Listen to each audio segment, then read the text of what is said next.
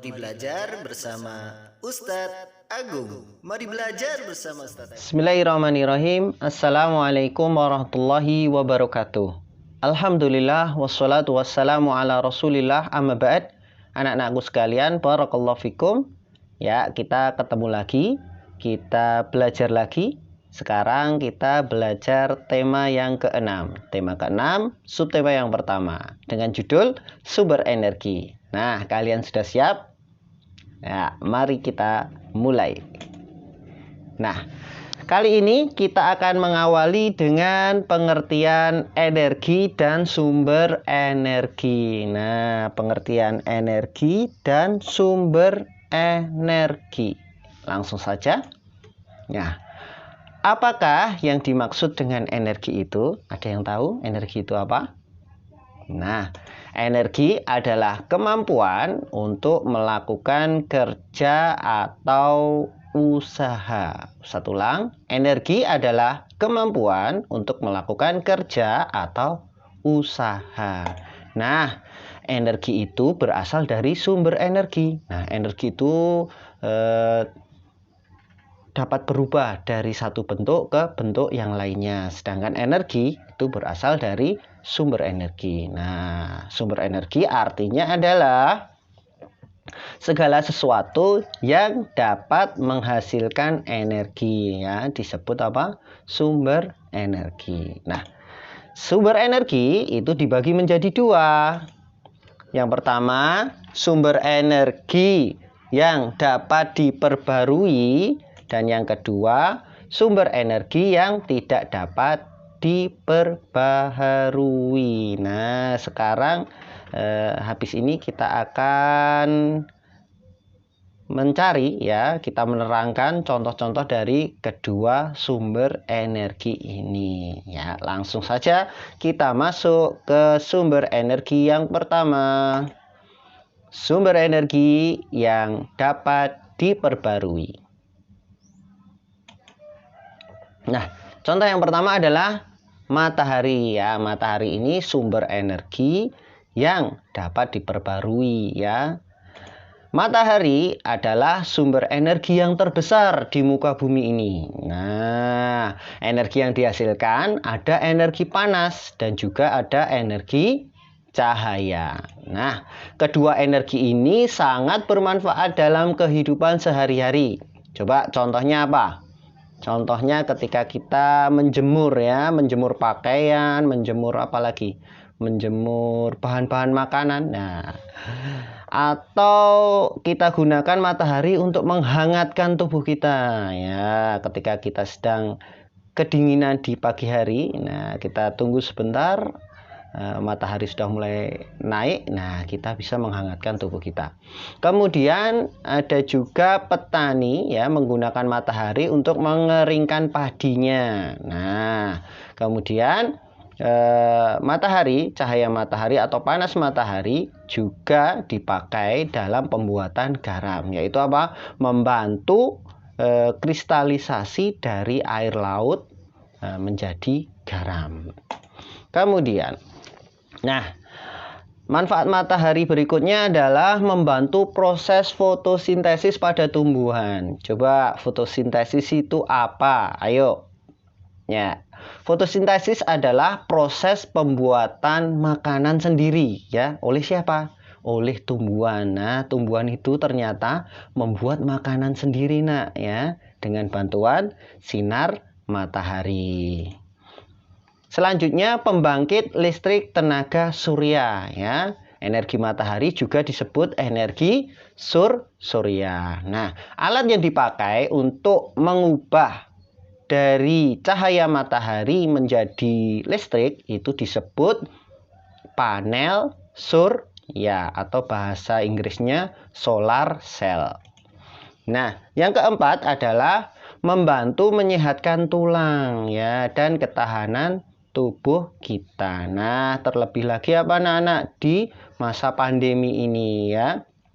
Di pagi hari kita dianjurkan untuk berjemur, nah, agar ketahanan tubuh kita meningkat. Nah, selanjutnya contoh sumber energi yang dapat diperbarui. Nah, yaitu apa anak-anak? Air. Sumber energi berikutnya adalah air. Air merupakan sumber energi yang melimpah di bumi ini. Banyak sekali ya. Selain itu, air juga mudah dipulihkan kembali. Nah, contoh manfaat energi air. Yang pertama, air adalah sumber energi ya manusia dan hewan ya. Untuk apa anak-anak? Untuk diminum. Ya, coba bayangkan kalau nggak ada air untuk kita minum ya, kita akan kesulitan. Kemudian seperti halnya cahaya matahari tadi, air juga dipakai tumbuhan untuk membantu proses fotosintesis ya. Nah, air juga dipakai sebagai bahan ya untuk tumbuhan tadi melakukan fotosintesis. Yang ketiga adalah pembangkit listrik tenaga air. Nah, ini sering ya, sudah banyak di negara kita. Pembangkit listrik tenaga air atau disingkat dengan apa? PLTA. Ya, biasanya PLTA ini ada di waduk ya. Contohnya di dekat kita, Waduk Gajah Mungkur yang ada di Wonogiri. Selanjutnya. Nah, selama bumi ini masih ditumbuhi tumbuhan sebagai penyimpan air, maka sumber energi ini tidak akan cepat habis. Nah, mari kita jaga kelestarian hayati di sekitar kita. Nah, kalau kita jaga ya, misal kita jaga pohon-pohon yang ada di sekitar kita. Nah, itu akan menjadikan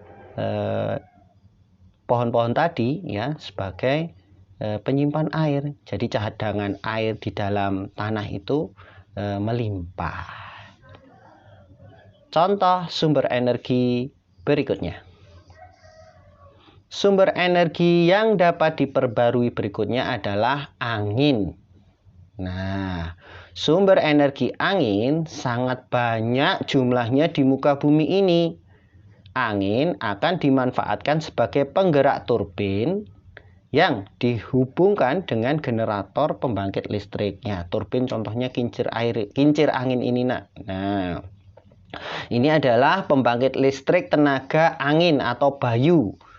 Ya, yang pertama di Indonesia. Ya, pembangkit listrik tenaga Bayu PLTB pertama di Indonesia berada di Kabupaten Sidrap, Sulawesi Selatan.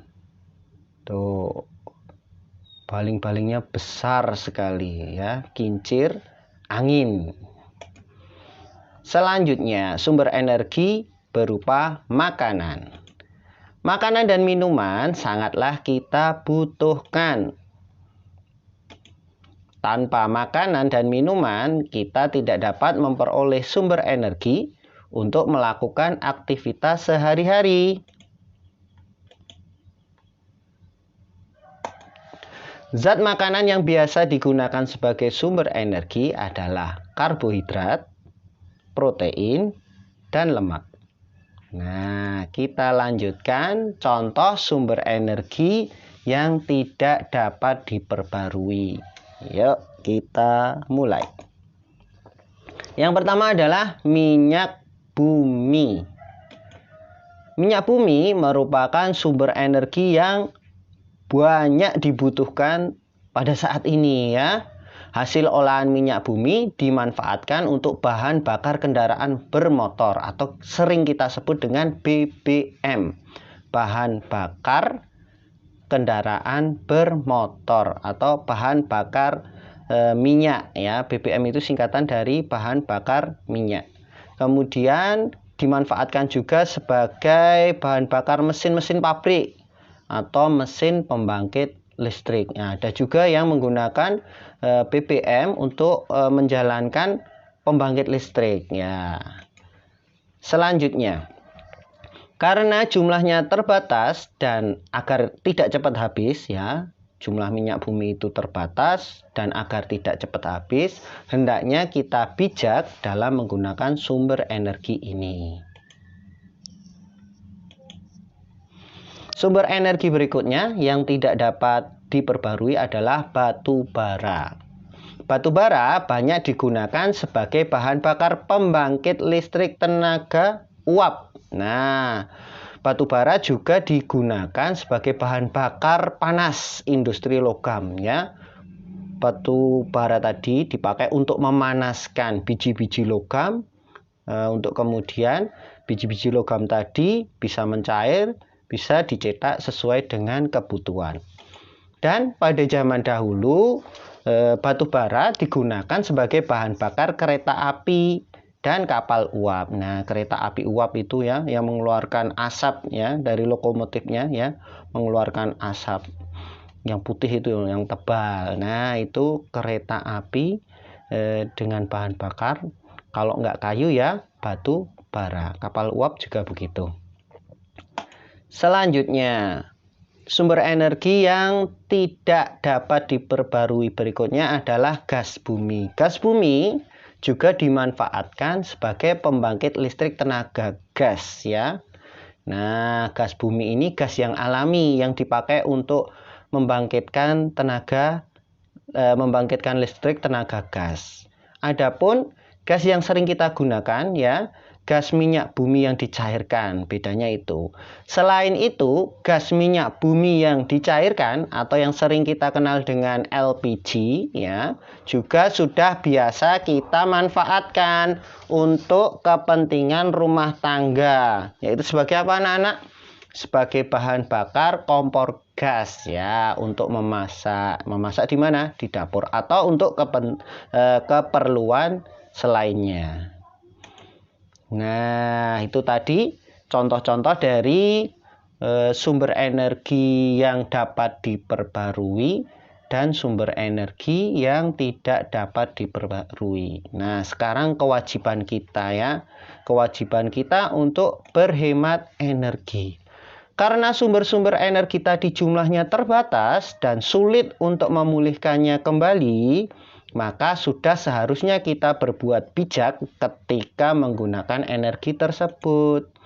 Nah, mari bersama-sama kita hemat energi dan tidak boros. Nah, nanti ya ada tugas contoh-contoh perilaku hemat energi ya dan tidak boros. Langsung saja kita masuk ke tugas ya. Kerjakan soal-soal berikut ini.